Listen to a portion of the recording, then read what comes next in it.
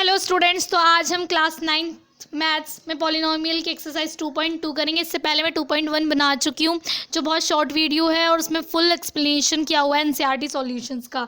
Let's started. Find the value of the polynomial. ये आपको एक पॉलिनोमियल दे रखा है 5x - 4x स्क्वायर प्लस 3।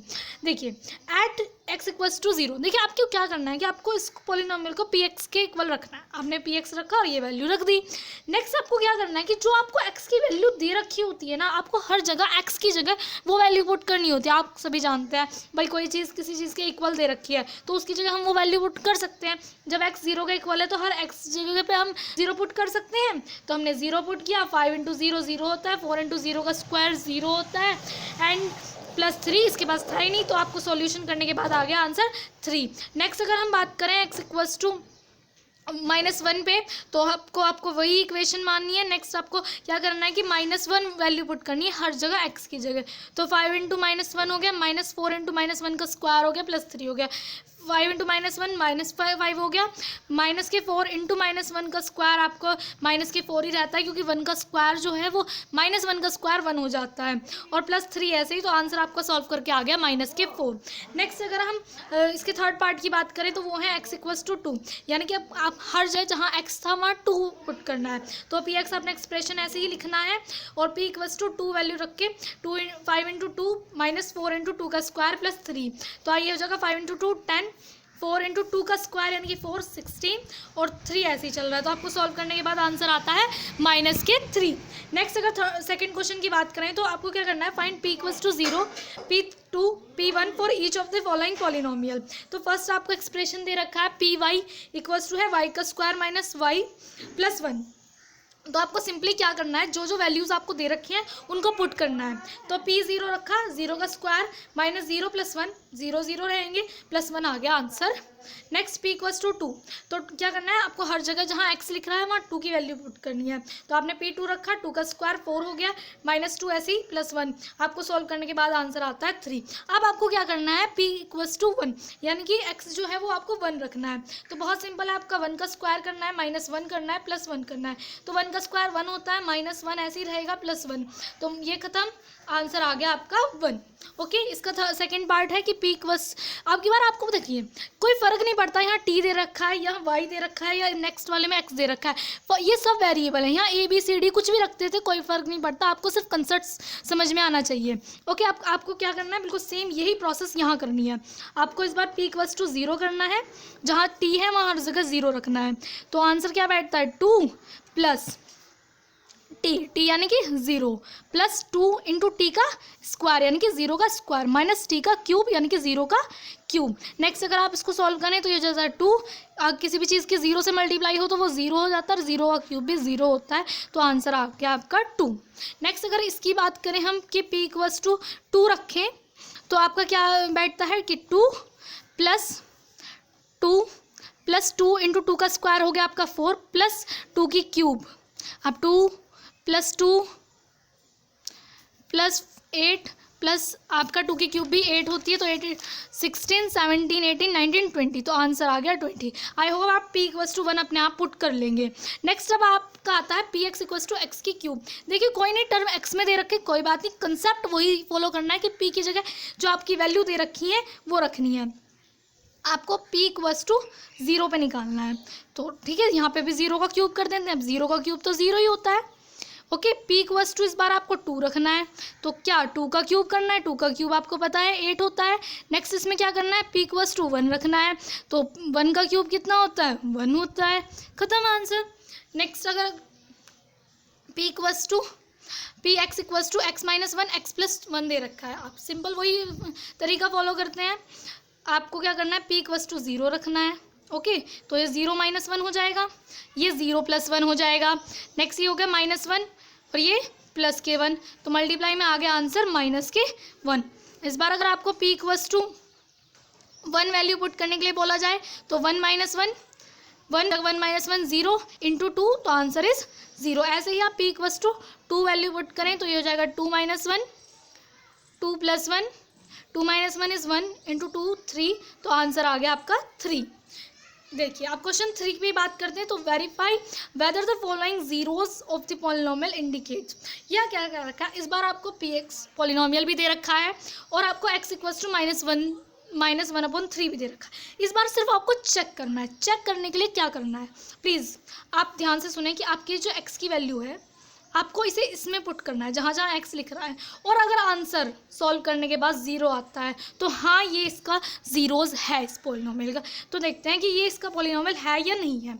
तो आपने क्या करा, पी की जगह एक्स की जगह आपको ये वैल्यू दे रखी है -1/3, तो आपको यही वैल्यू पुट करनी है 3 × -1/3 +1। अब आप देखोगे 3 से 3 गया, आंसर आया -1 + 1 और आंसर हो गया 0। तो yes it is the polynomial of that equation, it is the zeros of that equation.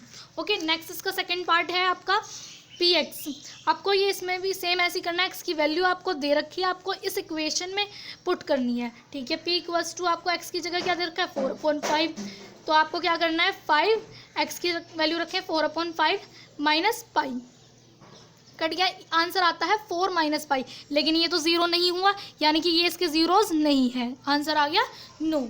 Next अगर आप इसकी देखें तो आपको एक जगह -1 पुट करना है, एक जगह +1 पुट करना है। तो पहले आप +1 पुट करके देखें तो क्या बैठता है कि 1 का स्क्वायर -1 तो आ गया 0, यानी कि ये इसका पॉलिनोमियल है। तो आप यस कह सकते हो। अब आप -1 पे चेक करते हैं, तो आपको पी की जगह -1 रखना है इसी इक्वेशन में। तो आप करेंगे -1 का स्क्वायर -1, तो आप क्या करेंगे -1 का स्क्वायर 1 ही होता है, -1 ये हो गया 0, यानी कि ये भी इसका ज़ीरोज़ है इस पॉलिनोमियल का। नेक्स्ट अगर आप नेक्स्ट पार्ट की बात करें तो आपको पॉलिनोमियल ये दे रखा है, चेक किस पे करना है, आपको चेक करना है -1 और 2 पे। ओके, पहले हम पी इक्वल्स टू -1 पे चेक करते हैं, तो ये बैठता है -1 + 1 -1 -2। ओके, -1 ये हो गया आपका 0, ये हो गया मल्टीप्लाई में -3। अभी किसी भी चीज़ की मल्टीप्लाई 0 में हो तो आंसर 0 आ जाता है, यानी कि yes it is the zeros of that polynomial. अब आप p इक्वल्स टू 2 पे चेक करें तो आंसर आता है 2 + 1 2 - 2। तो आप देखें 2 + 1 और ये हो गया 0। अगर आप किसी भी चीज़ की मल्टीप्लाई 0 में करें तो वो आंसर 0 हो जाता है, यानी कि yes 2 is the zeros of that polynomial. ये आपको समझ में आ गया होगा। अब आप फिफ्थ करें तो इस बार x equals to 0 value put करनी है, इसी पॉलिनोमियल में करनी है। ओके, स्टार्ट करते हैं। जब आप p इक्वल्स टू 0 रखते हो तो जहाँ जहाँ x है वहाँ 0 हो जाएगा, तो यहाँ सिर्फ यही है, तो 0 का स्क्वायर 0 हो गया, यानी कि yes it is the zeros of that polynomial. Next अगर आपको पार्ट दे रखा है, इसमें क्या करना है, आपको x की वैल्यू -m/l पुट करनी है। Okay, let's put it. आपको रखना है -m/l और l इंटू एक्स की जगह क्या है -m/l + m। l से l कट गया, ये हुआ -m + m इक्वल्स टू 0, यानी कि yes it is the polynomial of that, it is the zero of that polynomial. Okay, next अगर हम इस टॉपिक की बात, इस क्वेश्चन की बात करें तो क्या करना है कि आपको दो वैल्यूज़ पे चेक करना है, तो -1/√3 एक 2/√3। तो देखते हैं कि आंसर क्या होता है, ये पॉलिनोमियल है, ये ज़ीरोज़ है या नहीं है। तो p इक्वल्स टू होता है -1/√3। ओके, तो आपको 3 इंटू -1/√3 का स्क्वायर करना है, -1 करना है। तो 3, अब -1 का स्क्वायर तो 1 हो जाता है, √3 का 3 हो जाता है, -1 आपका ये चल रहा है, तो ये कट जाता है, 1 - 1 इक्वल्स टू होता है 0, कि हाँ -1/√3 is the zeros of polynomial. अगर यही हम p इक्वल्स टू 2/√3 पे चेक करें तो क्या आता है, तो 3 इंटू 2/√3 का स्क्वायर -1, तो ये 3 इंटू 2 का स्क्वायर हो जाता है 4/√3 का 3, और -1 ऐसे चल रहा है, तो 4 -1 3। लेकिन ये तो इस बार 0 नहीं आया, यानी कि ये इसका पॉलिनोमियल, ये इसका ज़ीरोज़ नहीं है इस पॉलिनोमियल का। नेक्स्ट इसका लास्ट पार्ट है p इक्वल्स टू 2x - 1। इसमें क्या करना है, आपको x की वैल्यू ये पुट करनी है, सेम वही प्रोसेस, बिल्कुल सेम।